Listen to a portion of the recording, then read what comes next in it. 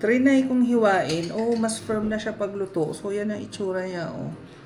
Sarap. And yung samosa ay may kasama tamarind sauce.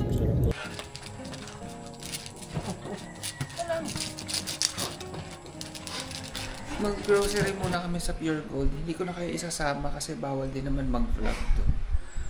Oh, see you later. Sarap. And yung samosa ay may kasama tamarind sauce. Sarap ng samosa niya. Minsan wala tong kasamang ganito pag out of stock yung tamarind sauce. Sarap. Favorite namin yung vegetable samosa. Kahit sa Boracay. Kahit sa Boracay, marinara yung sauce. Masarap din yun. Sorry tabingi kasi phone yung gamit ko dyan. Nagano na lang mag-a-adjust. Nabilis niya itong naluto, malamig na. Gusto ko ito yung sobrang init. Mainit pa naman. Pero gusto ko yung talagang mapaso-paso. Okay naman nung tamarind sauce namin nga. 4 na yung binili namin mukbang. Nasa bahay na kami. Mag-haul lang akong mabilis nitong family sa Pure Gold. Alam nyo ba, yung unmeat na vegan spam, naka-sale or price down. Anyway, meron tayong bulak, tissue, spread zero. So, nag-hoard na agad kami. Alam nyo ba, 99 to dati. 49 sa 50 ata. 49.50 na lang siya ngayon.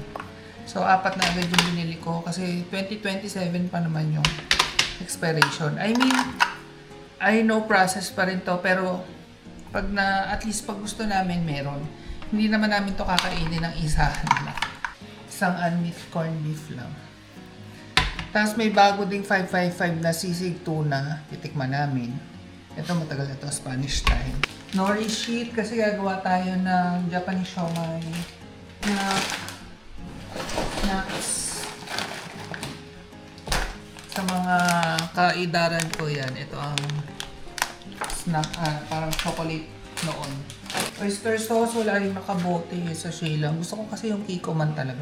Kasi flavored oyster lang to. Tapos may bago, ito na liquid ginisa. Kung mahal gusto niya knickknacks na milk. Ayan. Ito para sa akin, para sa mga high blood. Jersey, masarap din to. Tapos 39 pesos lang to. Compared sa Angel na 52 pesos yung condensed. Na same size. Yung corn. Tapos ito, paglalagyan namin ng mga powder sa fries. Ito, sesame seeds. Viga giniling. Ito yung gagawin natin siomai. Anita pa. Saka, ito, yung Japanese siomai, lalagyan din natin crab stick. Ayun. So, ligpitin ko lang to, tapos gawa tayong siomai, Japanese siomai. Gawa na tayo ng Japanese siomai na meat-free. Dahil meat-free giniling yung ating gamit. Ito ay 200 grams. So, tatansya-tansyahin ko lang. Tapos, ito na yung ating bawang, sibuyas, carrots, yung katawan ng celery. Yan. Lutuin muna natin. And then, titimplahan natin siya ng asin. Tatansyahin ko lang din. Magsasawsawa naman tayo dito ng toyo mansi. Kaya, hindi naman kailangang maalat siya. Lagyan natin konting asukal para may linamnam.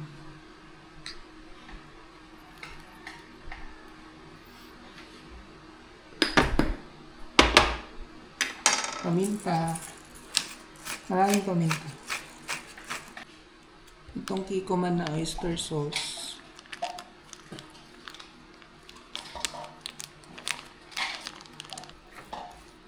Mix well. Isa lang muna. Pag na-feel kong kulang, dadagdagan ko ng isa pang itlog.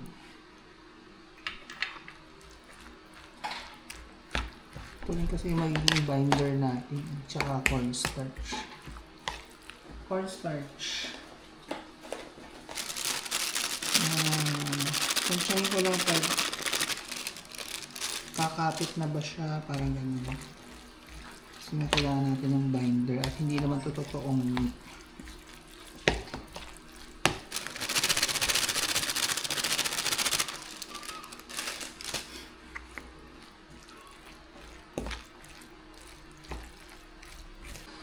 Nagdagdag pa ako ng isang itlog kasi nga hindi naman ito totoong meat, so kailangan natin ng matinding binder. Dami ko nang nalagay na cornstarch eh. Feeling ko dapat may chickpeas siya, kaso wala akong food processor. So next time, pero try lang natin yun. Anyway, magbalot na tayo.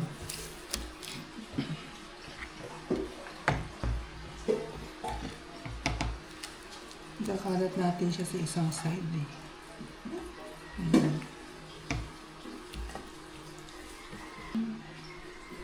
Crab stick. Ibabalot natin siya. Basa. Basa siya. Yan. Hindi ko alam kung magiging successful ang ating siomai. Tingnan natin. Ito yung sabi ko sa inyo, mahirap pag hindi totoong meat kasi hindi ina-absorb yung water. Ayan, nagtubig siya. So, i-steam ko na siya agad. Pati steamer namin makeshift lang. Ano talaga to? Kaldero tapos yung strainer. Pumuputok-putok ng... Sana mabuo pa rin siya.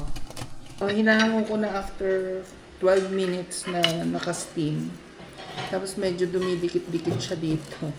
So, gently, inaangat-angat ko siyang ganyan. Para hindi mabalatan. At mahirap. Sayang.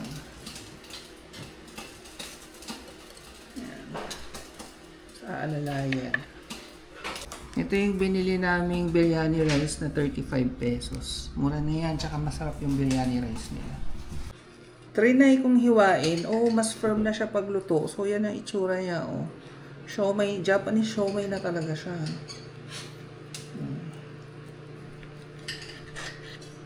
Wait lang. Itong bandang meat na challenging kasi medyo lumobo. So, medyo naduduro.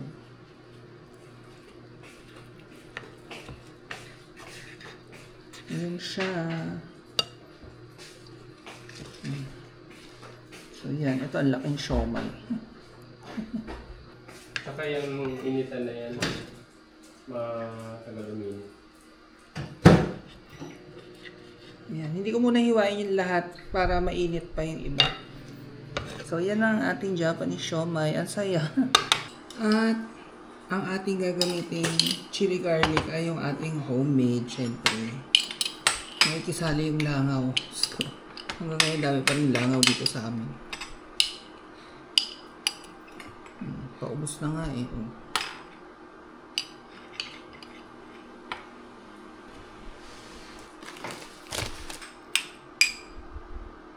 Chili mansi with chili garlic.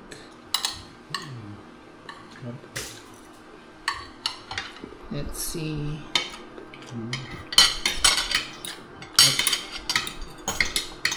Hindi mushi? Konti, pero mahal. Ah, okay. Ang issue kasi namin sa mga vegetarian or vegan siomai ang mushi.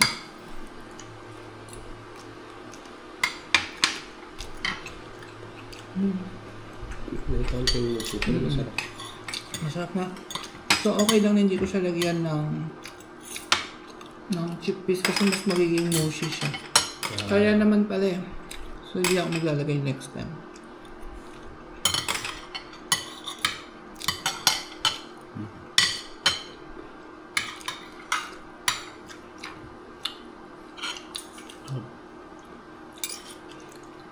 Ang dami naming nagawa. Meron pang 3 nakasala. So, Mas masarap kasi sa master shawmai. ay, yung tuna. Yung tuna? Pero okay naman sa akin. Pero ito, yan. Kaya naman palang gumawa. Salamat kay Jessel Dizon Vlogs. Sa kanya ko ito nakita. Pero yung kanya, may pork. Hindi naman natatalo ng biryani. Hindi naman natatalo. Tapos next time, para mas malinamnam, lalagyan ko ito ng hipon na inano, chinap-chop. Ito pinakamasarap ng shawmai. Ha? Ito yung pinakamasarap na shawmai na Vegetarian. Pescatarian. yung mga adik na kaya gano'n. Hindi nga, sabi ko mushi. Ito, konting mushi. Mushi lang. Ha? Buti na lang, masarap. Kasi kung hindi masarap, sasabihin talaga niya yan. Mahit ako eh.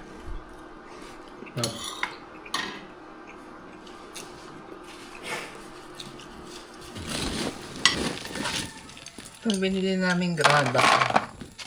Yung iba na ilipat namin kay Bailey. Yung iba naman dito sa maputing part ko ilalagay. Para hindi maputik.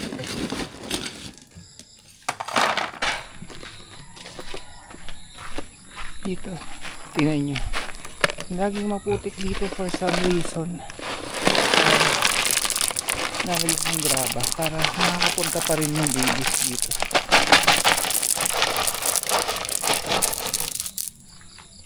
Ayan. Hanggang dun lalagyan ko. It's almost 5 PM ata. Or 5 PM plus na. Tapos na mag-walking yung mga yan. Nakakain na rin sila.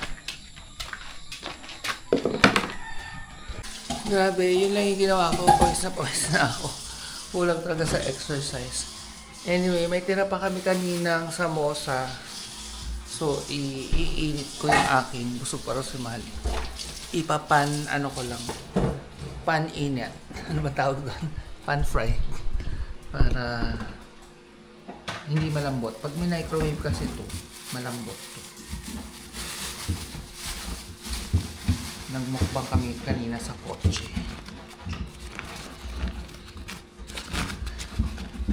Ano pa bang agad itong mga babies? Yan. Yung isa lang busog ka na eh kasi ang laki-laki niya. Tapos punong-puno siya ng laman. O mga nakabang. Yan, dito natin iinit. Walang mantika, siya lang. It's 6 PM. Grabe, patapos na naman ang isang araw. So, finally, uminit na yung aking samosa. Tapos, mamaya, manonood kami ng Wednesday. Baka yung iba sa inyo natapos na. Kami patapos na. Last 2 seasons. Ay, may nanghihingi. May nanghihingi. Ang liit-liit nito. Bibigyan ko pa kayo. Ang gagawin ko yung mga dulo. Itong mga crispy parts. Hindi ko kakainin. Bibigay ko sa kanila. Hati-hati sila. Yan, manonood kami ng Wednesday. Tapos may natira pa kaming tawag doon 4 seasons.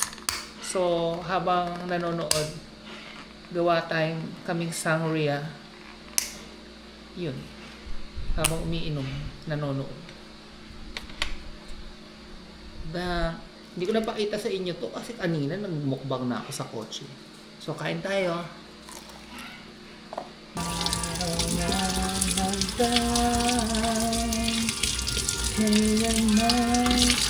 Hindi marilimutan.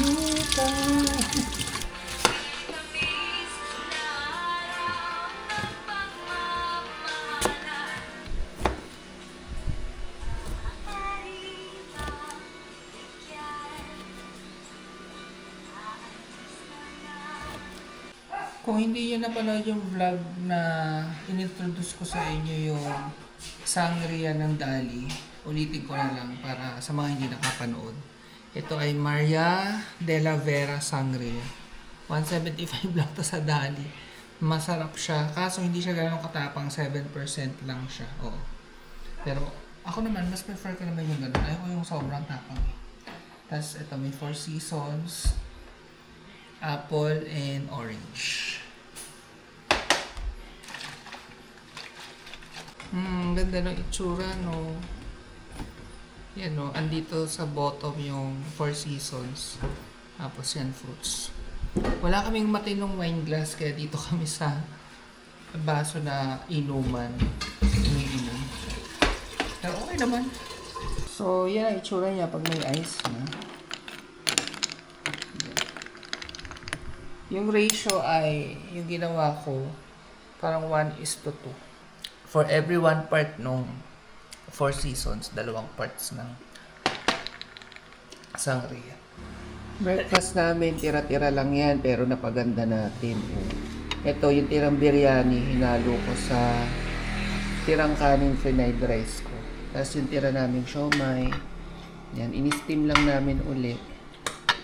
Tapos, toyo mansi with chili garlic. Ay, ito pala sambal. Yan, para namimiss ko na ang Malaysia at Indonesia. Tapos ito, tita Rick. Yan. Kain tayo. Good morning pala. Tapos na kami mag-breakfast. Grabe, super busog ako. Heavy breakfast talaga. Tapos kung mapapansin nyo, lagi ako sinisipon sa vlog na allergic ako sa balahibo nitong mga to. Tapos pag sa labas naman, nagsisiga kasi yung kapitbahay ng basura. So, yung usok na pupunta dito, naamoy ko. And yung mga damo din, namumulaklak. So, talagang ang dami kong allergens ngayon. Try natin tong aming lumang vacuum kung gumagana pa. Ano lang to eh. Sa San Miguel pa to.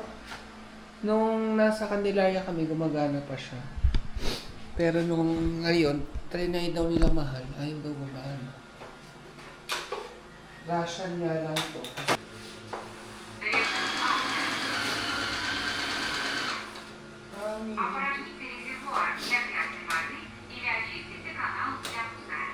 Hindi namin maintindihan kung ano sinasabi. Ayaw na.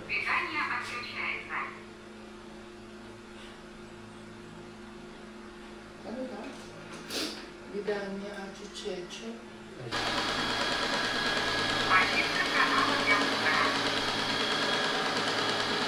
Sino marunong mag-Russian? Naintindihan niyo ba yan? Wala pag-asa. May sira talaga siya. So, pag nakaipon na lang uli, or pag may extra, bili kami. Mahal yan. Sponsored lang yan eh. 17K yan that time nung nasa Bulacan kami. Pero, yun, sponsored. Kaya okay lang. I mean, nagpadala sila, tapos ginawan ko ng video. Maliligo ang mga babies. Ako magpapaligo kay Yurik. Saktong-sakto gusto niya maita si Yurik, di ba? Yan, paliguan natin si Yurik dito sa labas. Sila Winnie. Yan, si Mahal magpapaligo. Sa labas ko nga sana sila papaliguan. Eh kasi, ang hirap sa loob. Messy.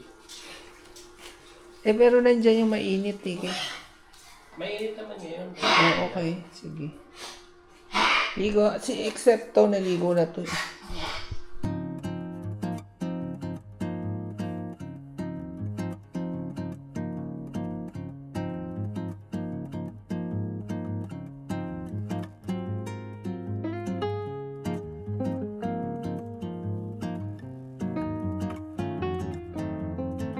Ay, nakakapagod paliguan itong mga ito. Ang lilikot kasi. Ang dumami naman. Ligo din yan si Ray. Yan, humihika.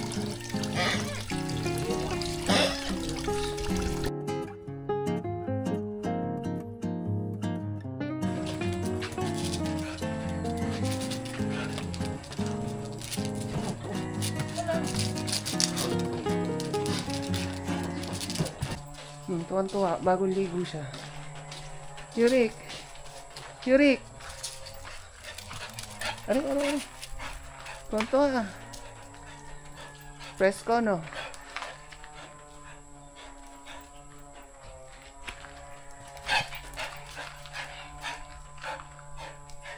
Sige. Ay, natapos din silang lahat. Next time ko na i-feature si Bailey, paliguan din natin. Magluluto pa ako tapos ligo bago kumain para masarap kumain pag bagong ligo. Uulan na naman. Kung umaambon na nga eh. Yan. Okay. Grabe, maulap na naman. Magluluto lang ako ng ampalaya. Yan. Igigisa ko lang tapos either vegan, unmeat tapa or itlog. Meron ba kasi kami tirang puso ng saging kilawin. So gusto ko rin iulam yun. Kaso itong ampalangyang to, tagal na, mga 3 weeks na to, sayang naman. Baka masira. So habang okay pa, iluluto ko na siya. So scrambled egg na nga lang yung lalagay ko dito sa ating ampalaya. Nag-walking na yung mga babies doon sa labas. Ako yung magluluto na. So lagyan ko lang ng bawang, sibuyas, kamatis, itlog.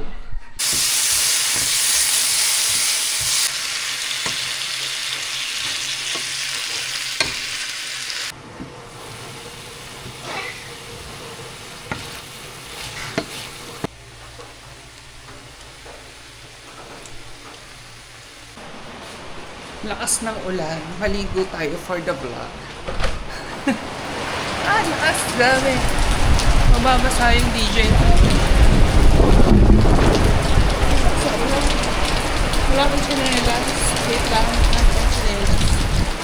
Para maligo.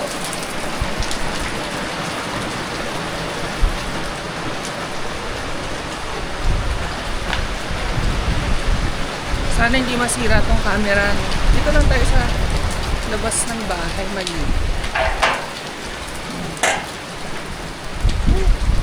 Huwag naman sana tayong tamaan ng kidlat, no? Kita nyo? Nagbasa tayo sa ulan. Saan tayo pupunta? Dito lang.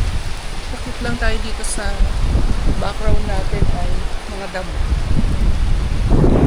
Sarap, ang lamig. Sana lumakas pa. Tapos ito, dito lang ako sa banyo sa baba, malilig. Natatakot ako baka masira itong DJI. Pero alam ko, waterproof naman to. So ito na yung ultimate test kung talagang waterproof ba siya. Lilisin ko na lang siya mamaya. So, enjoyin ko muna to. Wait lang. Tapos na ako maligo sa ulan. Sakto naman, nung naliligo ako, biglang lumakas. Ngayon lang uli ako naligo sa ulan in a very long time. Lamig, ang sarap. So, next time pag umulan uli, maliligo. Pero parang araw-araw umuulan dito sa amin. Tapos nung patapos na ako, ayun, huminto na rin. Nagpapatay ng langaw. Alam niyo, parang tennis racket. Yung kakain na rin kami, yung niluto kong ano. Yung ano na lang, ampalaya. Gusto mo pa ba nung ano, iinit ko yung puso? Yung ating ampalaya with egg. May iba naman kasi laging ampalaya with unmeat tapa yung ginagawa ko.